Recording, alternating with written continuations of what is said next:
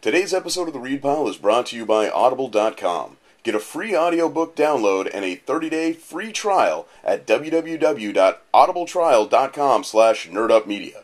Over 150,000 titles to choose from for your iPhone, Android, Kindle, or MP3 player. I'm Elle, and I never want to see a cookie again. And I am the sus man, Rick Sussman, and I gotta tell you, trimming a tree is a lot of fun. Oh, and you are watching the Read Pile.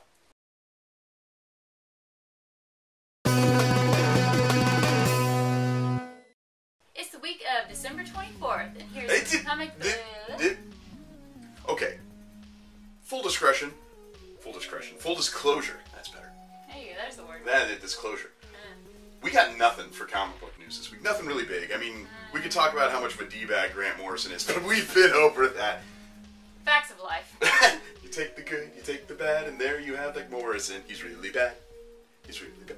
Okay. It's true.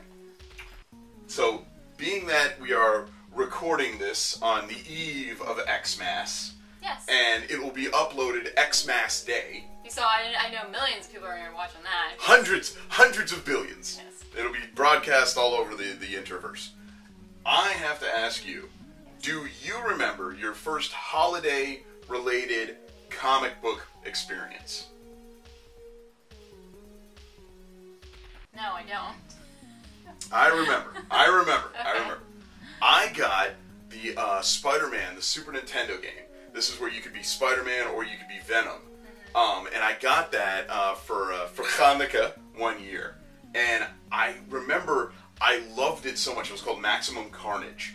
And it was based upon the book of the same name. Now, I didn't know that at the time. So I ran out to my local comic book shop and I bought Maximum Carnage, the comic, or what I thought was Maximum Carnage comic. It was like the first issue. There was a lot. It was like 12. And it was nothing really like the game. I was so disappointed. But the game was still awesome. Do you have a permanent like comic book wish for your holiday? Do you have a new holiday memory? Something you got, perhaps? Nothing? No. No. Maybe somebody was nice enough to buy you a... Okay, so apparently Rick is reaching. Because he got me something. Got me Zatanna! Got you the special edition Bombshell Zatanna statue. We're actually going to do an unboxing for it. You gave a couple of promo shots. So we're going to do an unboxing for that, and I'm going to upload that probably in the next couple of days, just so you guys can check it out. Because I got to be honest, that Bunny Constantine. Oh, that Bunny Constantine. Pretty cool. You ready to do some reviews? Sure. Let's review it up. Time for some comic book reviews. This week, I had a pretty heavy read pile. I had to filter it down though for the reviews. I'm going to use the excuse of the holidays, and I'm tired. So, I'm going to give you 3 reviews. I'm going to start with Grayson. It's the first annual of this series. Continues to be just as fantastic, even for an annual. Sometimes I get a little bored with the annuals. It's a sidetrack story. I don't like it. Many different excuses. But this one, I liked it. So, and that was a cat that just flew by. So, basically, you know, we are introduced to a situation and you start to think, oh wow, are they caught? Do they know what is going on? That Grayson and Helena are who they are? You'll see.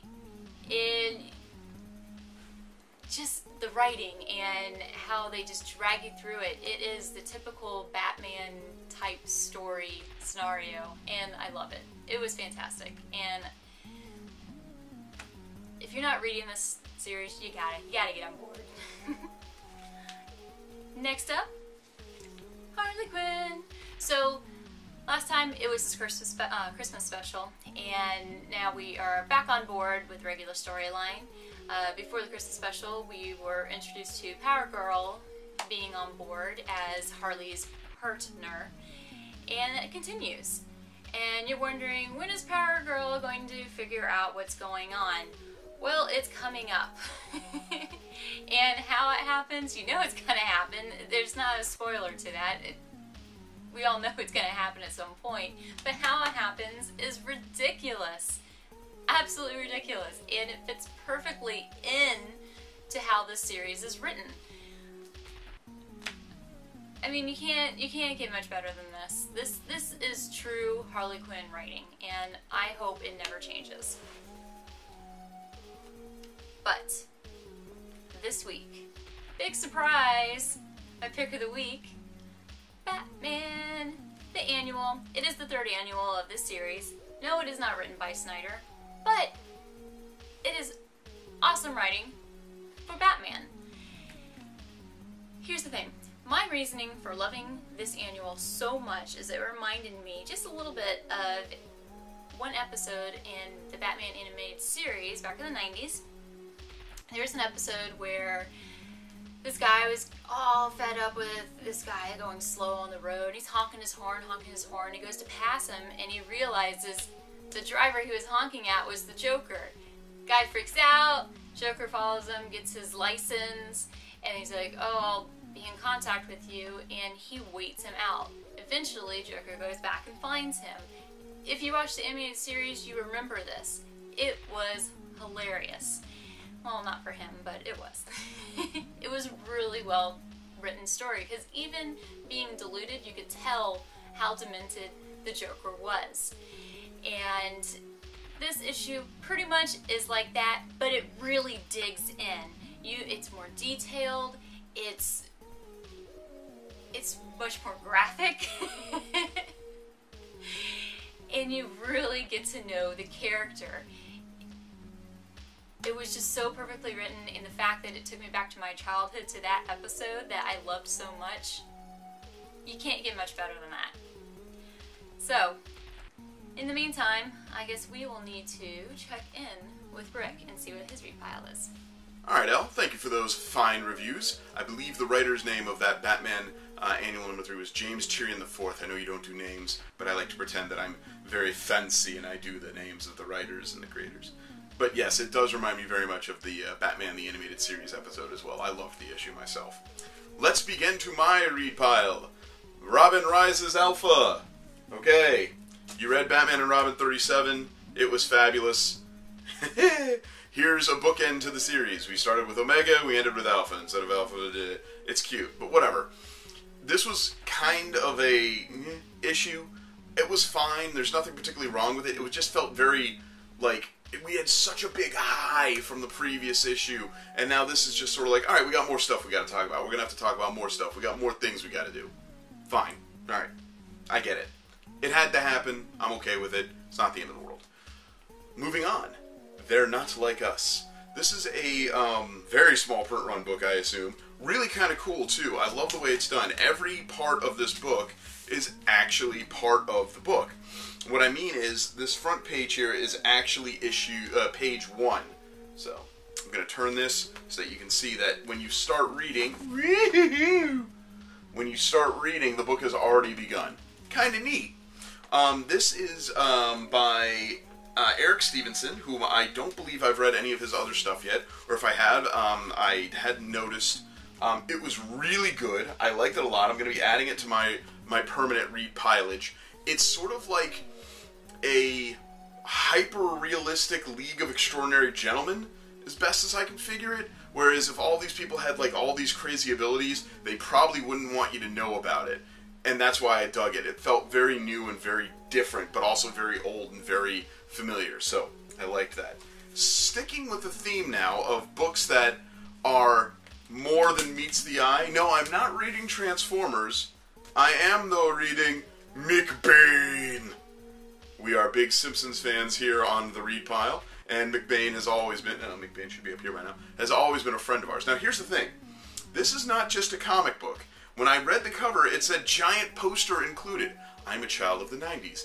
I love gimmicks in my comic books. Give me posters, give me embossed covers, give me foil embossed covers, give me everything. But this is incredible. So when you open it up, it kind of, like, you can't really figure out how to read it. There's like, it's everywhere, but then you open it up some more, and oh, what's going on here? What is oh my god, it's a life-size movie poster of McBain. this is incredible. And then when you turn it around, oh, you read the comic like you would a newspaper. This is truly one of the greatest gimmicks books of all time. The book in and of itself was funny, if you like Simpsons references, and we do. It was silly, it was funny, but for crying out loud, that is one of the best gimmicks I've ever seen. I will never give a comic my pick of the week just because it was a gimmick, but damn, that was a really good gimmick. That was great. And now the hard part of getting it back in without hurting it, because we mustn't hurt the comic, because someday this will be worth $10 billion. Huh. Thank you, disembodied Edna Krabappel laugh. It is now time to spin it up. Pick of the week. I've already talked about it. I wrote an article about it. I got an advanced preview of it. Didn't matter. It's Rasputin number 3. Rasputin. Oh. I love this book. It's like, and I said this in my review already, it's like 2 issues in one. You get this beautiful first half of the book that is mostly silent, and you just get imagery and beautiful imagery on top of that. It feels like I'm in Russia when I read this book. It is so gorgeous. And then the writing kicks in and the story continues. And the whole fact that we already know that the ending is already coming. But it doesn't matter. It doesn't matter that we know that Rasputin is going to die. It's important to find out why he's going to die and how. And, oh, I love this book. Pick up Rasputin. Check it out. It is really, really fabulous. I read it almost exclusively for the art. But I only love the art more, but I love the art more because the story is so good. It's an A+ all around as far as I'm concerned. So, that is my read pile. For you, our loyal followers of the Read Pile, we have an awesome offer from Audible.com. Audible is offering a free audiobook download with a free 30-day trial to give you the opportunity to check out their awesome service. You can download some really great books like The Hobbit, the unabridged version from Tolkien. You can download Divergent, Lean In, lots of great stuff to check out. To download your free audiobook today, go to audibletrial.com/nerdupmedia. Again, that's audibletrial.com/nerdupmedia for your free audiobook. That's this week for the Read Pile. Rick, who are we thinking? We have a lot of people to thank this week. Our good friends at Galvin Leatherworks sent us a care package full of awesome swag, and specifically, something really cool. Do you care to show the Read Pilers at home, Elle? It's amazing. You see, so that's... It is... Oh, pardon me. Please. It is... Nightwing, no shirt, eating a McRib. We would like to specifically thank Kit Steele for providing us with this fabulous, fabulous rendition of McNightwing, McRibwing. It's pretty hot. I think the only thing sexier could be if he had barbecue sauce dripping down his chin. I'm trying to give this person a proper plug, and you're killing. You know what? I'm just gonna have to do this the easy way. It's hot. Okay. Since you have ruined my mojo here, can you bring this up to the front of the camera so that people can read this? Go ahead, just zoom in. We're fully technologically advanced here, so zoom. There you go. I'll also be including a couple of links to Kit's like Instagram and Twitter at the end of this week's episode. You should check the body.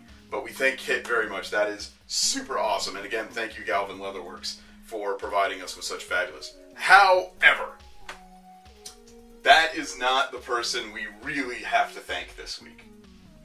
Oh, yeah? So, welcome all of our new viewers, and welcome specifically our new 1,000 followers. Jesse and I, as a joke, decided to create a shirt concept and a wrestling theme and tweet it at Mr. Paul Heyman, who is a very well-known manager and a very well-known Jew. It was a Hanukkah-based t-shirt that he was cool enough to both retweet the concept and the actual image. And in one day, we garnered over 50,000 new views, and over 4,000 retweets, and like 3,000 favorites on Twitter because of Mr. Heyman's kindness of retweeting us. So, kind of got to give a huge thank you and shout out to you, to Paul. That was really cool of you, man, and we really, really appreciate it.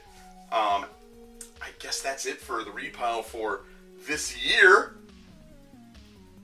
No New Year? Well, I mean, I think next Thursday is the 1st. So, it's the end of the... Okay, you know what? We'll do a year-end review next week. We'll do that. Alright? We'll see you guys next week.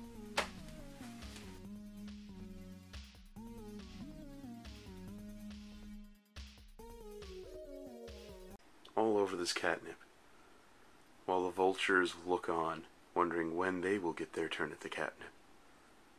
You'll have to wait your turn, vulture cats. This is my catnip.